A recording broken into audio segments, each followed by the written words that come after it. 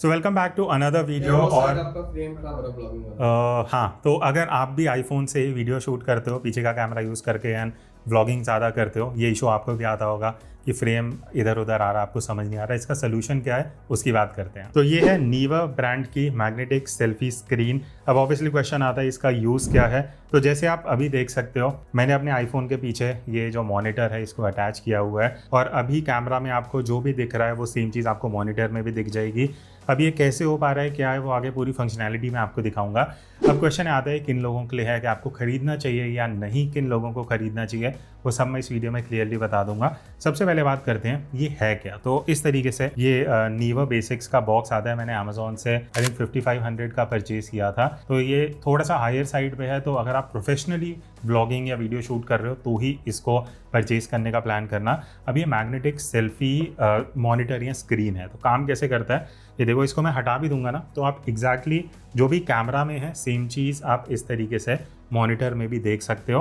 अब बेनिफिट ये है कि पीछे इस तरीके से आपको मैगसेफ मिल जाता है। आईफोन में भी मैगसेफ है तो इस तरीके से चिपक जाता है, अच्छी खासी ग्रिप है, तो बढ़िया मैगसेफ के साथ ये आपको मॉनिटर मिलता है। क्वेश्चन आता है क्या ये एंड्रॉयड के लिए भी है। तो मैंने कुछ एंड्रॉयड फ़ोन्स में ट्राई करा है, ये कंपेटेबल नहीं है। हाँ, सैमसंग के मेरा जो Z Fold 7 है, या अगर आप इस सीरीज़ यूज़ कर रहे हो तो वहाँ पे जो सैमसंग डेक्स है ना वहाँ पे कंपेटेबल है। तो इस तरीके से मैं आपको दिखा दूंगा। सैमसंग डेक्स में क्या है, बेसिकली आप अपने फ़ोन को माउस का कर्सर बना सकते हो, उसको मूव करके अपने जो पूरे फ़ोन को है एज अ पीसी इस मॉनिटर में यूज़ कर सकते हो। ठीक है, अब ये जो मॉनिटर है ये 4 इंच का डिस्प्ले आता है। तो ये बेसिकली आपके फ़ोन में जो भी है ना वो मिरर करता है। अभी तो मैं आपको सिर्फ कैमरा दिखा रहा था ना, अगर मैं कैमरा से चले जाता हूँ बाहर, मैं गैलरी में भी जाता हूँ, तो आपका जो भी फ़ोन पे आ रहा है वो सेम चीज़ आप इस मॉनिटर में देख सकते हो। तो बेसिकली ये सेकेंडरी मॉनिटर भी हो गया कि आपको अगर कुछ गैलरी वगैरह भी देखनी है, कोई सेकंड पर्सन है उसको देखना, वो एक सेकेंडरी यूज़ केस है, बट मोस्टली ये व्लॉगिंग के लिए काफ़ी यूज़फुल है।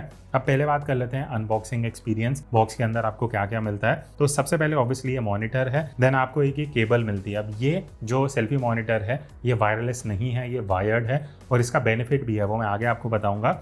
इसके अलावा आपको ये कुछ चीज़ें मिल जाती हैं, जैसे कि ये रेड कलर का एक रिमोट है और ये काफ़ी यूज़फुल है। अब इसका बेनिफिट क्या है मैं आपको दिखाता हूँ। मैं एक बार कैमरा ओपन करता हूँ। ठीक है, मैं कैमरा पे गया, अभी आपको यहाँ पे सिर्फ कैमरा की स्क्रीन दिख रही होगी। ठीक है, अब इस रिमोट को अगर मैं साइड से ऑन कर देता हूँ, ब्लूटूथ से अपने फ़ोन से कनेक्ट कर देता हूँ, उसके बाद इस तरीके से अगर मैं प्रेस करूँगा आप देखोगे जो रिकॉर्डिंग है वो स्टार्ट हो चुकी है।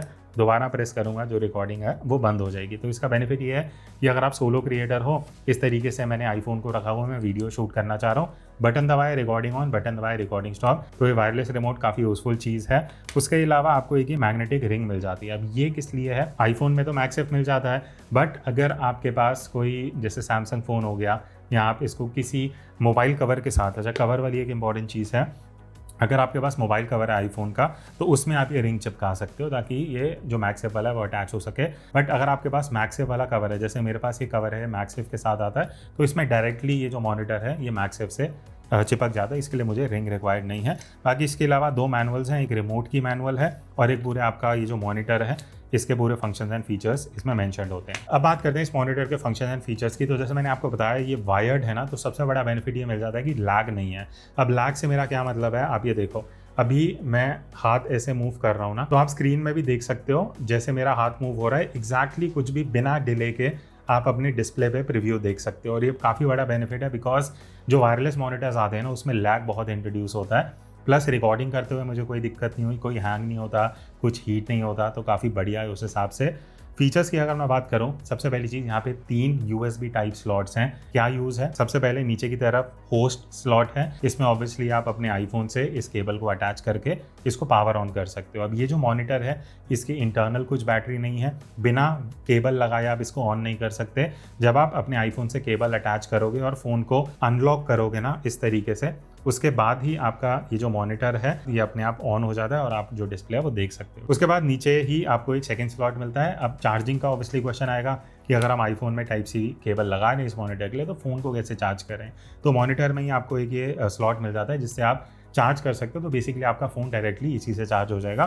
तीसरा जो टाइप सी स्लॉट है वो है आपके माइक के रिसीवर के लिए। अब अगर मैं इस तरीके से वायरलेस माइक यूज़ कर रहा हूँ फ़ोन से वीडियो बनाते हुए, तो आप कोई भी रिसीवर यहाँ पे अटैच कर सकते हो, अच्छा खासा आपको एरिया मिल जाता है, तो वो अटकता नहीं है कहीं पे भी। बाकी यहाँ पे 3 फिजिकल बटन हैं, एक एक करके मैं आपको तीनों के फंक्शन बता देता हूँ। सबसे पहले ब्राइटनेस का बटन है, 3 लेवल ऑफ ब्राइटनेस है, 1, 2 एंड 3।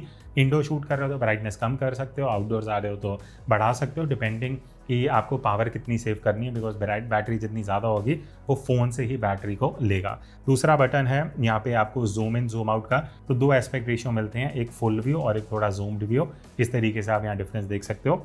तीसरा एंड लास्ट बटन है जिससे आप इसको पावर ऑन ऑफ कर सकते हो और आप ओरिएंटेशन भी चेंज कर सकते हो, मिरर करना है या फिर उसको अपसाइड डाउन करना है या वापस नॉर्मल पे लाना है, ये 3 मोड्स मिल जाते हैं। तो ये बेसिकली इस मॉनिटर की फंक्शनैलिटी है।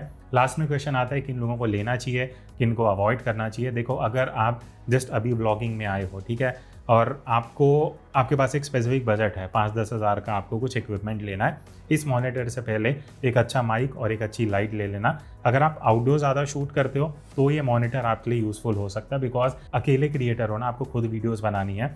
मेन यूज़ केस क्या है, अभी तक आप फ्रंट कैमरा यूज़ करते थे, क्यों? बिकॉज आपको आगे की डिस्प्ले पे दिख जाता था फ्रेमिंग। इसका पर्पस क्या है कि आप फ्रेमिंग देख सको, तो उसके लिए आप पीछे का कैमरा, आपका जो मेन कैमरा जिसके लिए आपने पैसा दिया, आईफोन खरीदा, उससे आप वीडियो शूट कर सकते हो डिस्प्ले में अपनी फ्रेमिंग देखते हुए। तो उन लोगों के लिए यूज़फुल है। बट अगर आप कैजुअली वीडियो शूट करते हो और फ्रंट कैमरा से काम चल जाता है तो इतना कुछ आपको लेने की ज़रूरत नहीं है। बाकी आई थिंक 5500 का इसका जो प्राइस है वो टोटली वर्थ इट है, अगर आप सीरियसली वीडियो बना के उससे अर्न कर पाते हो। तो इसका जो बेस्ट बाय लिंक रहेगा मैं डिस्क्रिप्शन में आपको दे दूंगा, आप जाके चेक कर सकते हो। बाकी कुछ क्वेश्चंस वगैरह हैं नीचे कमेंट्स में आप पूछ सकते हो। हाँ, 2 चीज़ें हैं जो लोगों ने जब मैं इंस्टाग्राम पे रील डाली थी पूछा था। सबसे पहली चीज़, क्या हम इसको ट्राईपॉड में अटैच कर सकते हैं? तो देखो, इस तरीके के जो मोबाइल क्लैम्प्स होते हैं ना, आप उसको पीछे से नहीं लगा पाओगे बिकॉज मॉनिटर आ जाएगा तो गैप इंक्रीज हो जाता है। बट आप आगे की तरफ से, जहाँ डिस्प्ले है उस तरफ से, इस तरीके से ये फ़ोन का जो आपका होल्डर होता है वो आप अटैच कर सकते हो, ठीक है, वो एक तरीका है। बाकी अदरवाइज बात रही बैटरी की, तो मैंने बताया इसमें डेडिकेटेड स्लॉट है जिससे आप फ़ोन को चार्ज कर सकते हो, तो बैटरी का भी ऐसा कोई दिक्कत नहीं है। So that's it. ऐसी और वीडियोस आती रहेंगी। आईफोन स्पेसिफिक गियर्स हैं, वो मैंने कुछ ऑलरेडी ऑर्डर किए हैं अमेजोन से, वो जल्दी आपको एक पूरा वीडियो मिल जाएगा। एंड मिलता है नेक्स्ट वीडियो में, तब तक take care and keep creating.